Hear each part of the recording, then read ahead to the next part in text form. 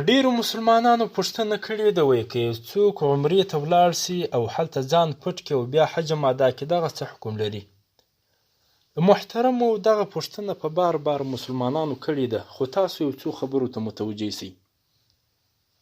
دغه کار د اسلامي امارت د حج اوقافو د وزارت د خوا څخه منع ده، یوه خو دا خبره ده، او بله خبره دا ده چې د سعودي عربستان حکومت ځان ته یو قانون او چوکاټ او پالیسي لري.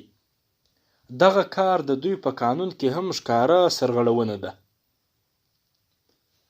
او بل خطرناکه کار دا دی، په دغه سبب باندې د خلکو په دغه پیل باندې د سعودي عربستان حکومت پر اسلامي امارت باندې بدګمانه کیږي. دوی به دا فکر کوي چې دا خلک د دوی په خوښه باندې راځي،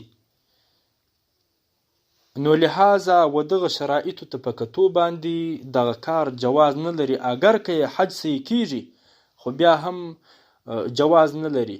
خو البته اوس د مسلمانان ځان نه ستړی کوي، پخوا کېدل خو اوس نه کېږي. مخکې که به هر څومره مجرم و خو چې حرم ته به ننوتی بیا به چا کار نه په درلودی، خو اوس یې په حرم کې هم نه پرېږدي او هلته هم خلک نیسي. دا اوس هم د سعودي عربستان په زندانو کې د افغانستان خلک شته چې هلته ټینګ سوي دي.